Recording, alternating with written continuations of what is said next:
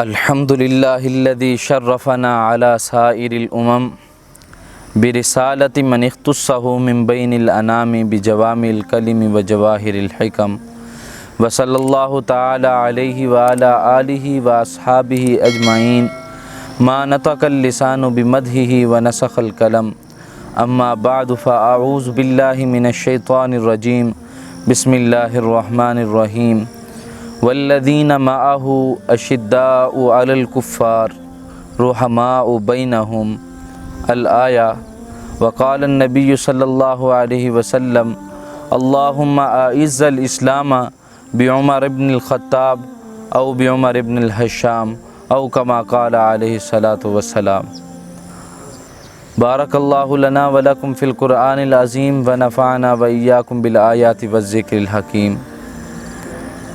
اسلام وہ شجر ہے جس نے نہ پانی سے غذا پائی. اسلام وہ شجر ہے جس نے نہ پانی سے غذا پائی.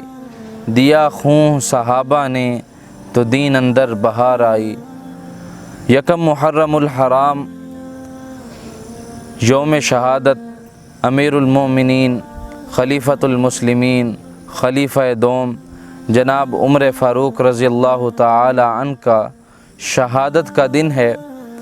اور حضرت عمر فاروق رضی اللہ تعالی عنہ وہ صحابی ہیں کہ جن کے لیے اللہ رب العالمین سے اللہ کے پیغمبر نے دعا کر کے مانگا اور چوائس رکھی اور انتخاب اللہ رب العالمین نے خود کیا.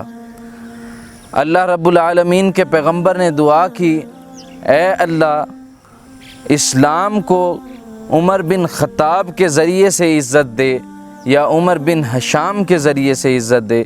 اللہ رب العالمین نے پیغمبر کی دعا پر جناب عمر فاروق رضی اللہ تعالی عنہ کا انتخاب فرمایا.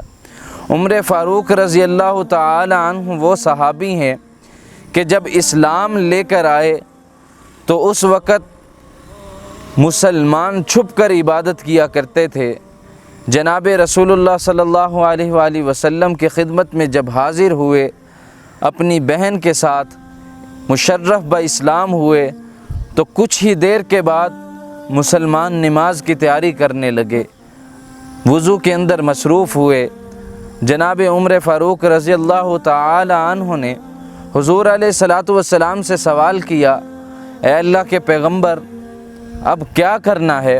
جناب رسول اللہ صلی اللہ علیہ وآلہ وسلم نے فرمایا اب نماز ادا کرنی ہے. جناب عمر رضی اللہ تعالی عنہ نے فرمایا نماز کیا ہے؟ رسول اللہ صلی اللہ علیہ وآلہ وسلم نے جواب دیا کہ نماز عبادت ہے. تو حضرت عمر رضی اللہ تعالی عنہ نے فرمایا عبادت ہے تو عبادت خانے میں ہونی چاہیے. تو رسول اللہ صلی اللہ علیہ وآلہ وسلم نے فرمایا اے عمر اس وقت اللہ کے دو گھر ہیں، ایک کا نام بیت اللہ ہے اور ایک کا نام بیت المقدس ہے. بیت المقدس یہودیوں کے قبضے میں ہے اور بیت اللہ کفار مکہ کے قبضے میں ہے.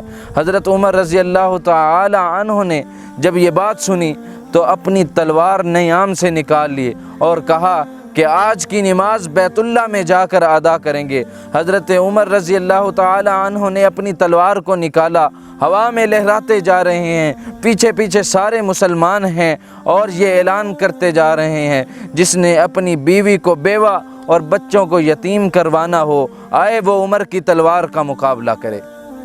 جناب عمر فاروق رضی اللہ تعالی عنہ ایسی شخصیت اور ایسے رعب و دبدبہ کے مالک کہ صحابہ اکرام رضوان اللہ علیہم اجمعین ان سے بات کرتے ہوئے کتراتے تھے. تو حضرت عمر رضی اللہ تعالی عنہ ایسی شخصیت ہیں کہ جن کے آنے سے اسلام کو قوت ملی، جن کے آنے سے اسلام کو طاقت ملی. اور اللہ کے نبی نے فرمایا لو کان بعدی نبی لکان عمر، اگر میرے بعد کوئی نبی ہوتا تو وہ عمر ہوتا، کیونکہ عمر کے اندر وہ تمام خوبیاں پائی جاتی ہیں جو ایک پیغمبر کے اندر پائی جاتی ہیں۔ اللہ رب العالمین نے وہ تمام صفات عمر کے اندر رکھی ہیں کہ جو ایک پیغمبر کے اندر موجود ہوتی ہیں۔ جناب عمر فاروق رضی اللہ تعالی عنہ کی رائے کے مطابق بارہا رب العالمین نے قرآن کریم کو نازل فرمایا۔ جس طرح حضرت عمر رضی اللہ تعالی عنہ کی رائے ہوتی، اسی طرح رب العالمین کلام خدا کو نازل فرماتے رسول اللہ صلی اللہ علیہ وآلہ وسلم پر، اسی کے مطابق وہی نازل ہوتی۔ جناب عمر فاروق رضی اللہ تعالی عنہ نے جب دور خلافت سنبھالا اور مصر کو فتح کیا تو اس وقت گورنر عمرو بن عاص وہاں بن کر گئے۔ عمرو بن عاص رضی اللہ تعالی عنہ جب وہاں پہنچے تو انہوں نے وہاں پر ایک عجیب رسم دیکھی۔ وہ عجیب رسم کیا تھی کہ مصر کے لوگ ایک نئی نویلی دلہن کو دریا کے اندر ڈالتے ہیں اور وہ دریا اس کو اپنی موجوں میں لیتا ہے اور اس کے بعد اس دریا کے اندر پانی آتا ہے۔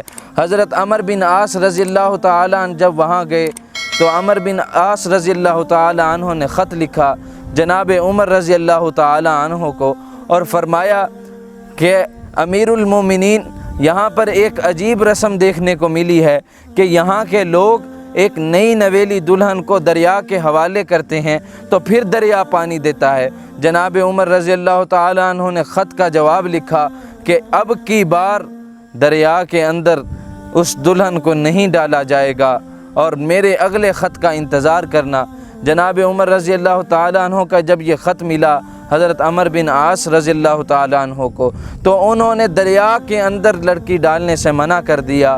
تو وہاں کے جو لوگ تھے ان کا اب خیال یہی تھا کہ اب یہاں پانی تو آ نہیں سکتا، دریائے نیل پانی تو دے گا نہیں، لہٰذا یہاں سے ہجرت کرنا بہتر ہے۔ جناب عمرو بن عاص رضی اللہ تعالیٰ عنہ نے پھر سے امیر المومنین کے نام خط لکھا کہ امیر المومنین، لوگوں نے تو ہجرت کرنا شروع کر دی ہے، لوگ مصر کو چھوڑ کر جانا شروع ہو گئے ہیں کہ یہاں پر پانی نہیں ہے، اگر پانی نہیں ہوگا تو جانور بھی پیاسے مریں گے، فصلیں بھی نہیں ہوں گی، انسان بھی بھوکے مریں گے۔ جناب عمر رضی اللہ تعالی عنہ نے پھر سے خط لکھا کہ لوگوں سے کہیں کہ ہجرت نہ کریں اور میرے آئندہ خط کا انتظار کریں۔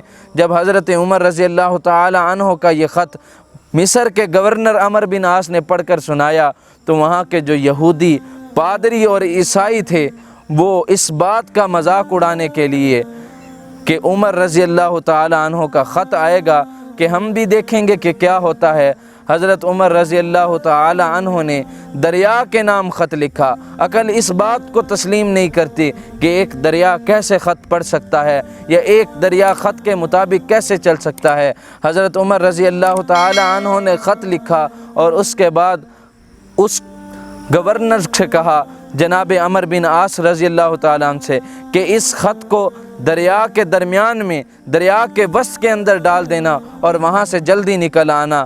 اب سارے لوگ بھی دریا کے کنارے جمع ہو گئے اور وہ پادری اور عیسائی یہودی بھی وہاں پر آ گئے دیکھنے کے لیے کہ کیا تماشا ہوتا ہے کہ ایک دریا کے نام خط لکھا جا رہا ہے۔ جناب عمر رضی اللہ تعالی عنہ نے اس خط کے اندر لکھا تھا، اے دریا، تجھے رب کے حکم سے چلنا ہے تو چل، ورنہ ہمیں تیری کوئی ضرورت نہیں۔ اور جس وقت وہ دریا کے اندر خط کو ڈالا گیا تو وہی لوگ جو تماشا دیکھنے آئے تھے وہ اپنے جبے اور قبے سمیٹتے ہوئے نظر آئے اور دوڑتے ہوئے نظر آئے اور یہ صدائیں بلند کرتے ہوئے نظر آئے، اشہد ان لا الہ الا اللہ و اشہد ان محمدًا عبدہ و رسولہ۔ یہ ایمان تھا، یہ کامل ایمان تھا۔ اسی لیے تو اللہ رب العالمین نے قرآن کریم کے اندر صحابہ جیسا ایمان لانے کی تلقین کی، فَإِنْ آمَنُوا بِمِثْلِ مَا آمَنْتُمْ، اگر تمہیں ایمان لانا ہے تو ویسا ایمان لاؤ جیسے محمد کے ساتھ ہی ایمان لے کر آئے۔ جناب عمر رضی اللہ تعالی عنہ نے مدینہ کی سرزمین کے اوپر ایسا عدل و انصاف قائم کیا جس کی نظیر نہیں ملتی۔ ایک مرتبہ مدینہ کی سرزمین کے اوپر زلزلہ آتا ہے، جناب عمر رضی اللہ تعالیٰ عنہ زمین کے اوپر کھڑے ہیں، جس وقت زمین کے اوپر زلزلہ آتا ہے حضرت عمر رضی اللہ تعالیٰ عنہ اپنا درہ زمین پر مارتے ہیں اور کہتے ہیں زمین بتا، کیا عمر تیرے اوپر انصاف نہیں کرتا کہ تو اس طرح کانپتی ہے، کہ تو اس طرح متزلزل ہوتی ہے؟ جناب عمر رضی اللہ تعالیٰ عنہ کا وہ درہ مارنا تھا۔ آج تک 1400 سال گزر گئے کہ مدینہ کی سرزمین پر دوبارہ زلزلہ نہیں آیا۔ تو میرے دوستو، امیر المومنین، خلیفۃ المسلمین، خلیفہ دوم جناب عمر رضی اللہ تعالی عنہ، وہ باکمال شخصیت جن کے لیے اللہ کے نبی نے ہاتھ اٹھا کر کعبے کا غلاف پکڑ کر دعا کی، اے اللہ عمر کے ذریعے اسلام کو عزت عطا فرما، اے اللہ عمر کے ذریعے اسلام کو قوت عطا فرما، اے اللہ اسلام کو تقویت عطا فرما، اے اللہ اسلام کو امن کا گہوارہ بنا، عمر کو مشرف با اسلام کر دے۔ اور نبی اکرم صلی اللہ علیہ وآلہ وسلم نے حضرت عمر رضی اللہ تعالی عنہ کے لیے ہی کہا کہ اگر میرے بعد کوئی نبی ہوتا تو وہ عمر ہوتا۔ اللہ رب العالمین ہمیں صحابہ کرام رضوان اللہ علیہم اجمعین کا دفاع کرنے کی اور ان کی پیروی کرنے کی توفیق عطا فرمائے۔ وما علی الا البلاغ۔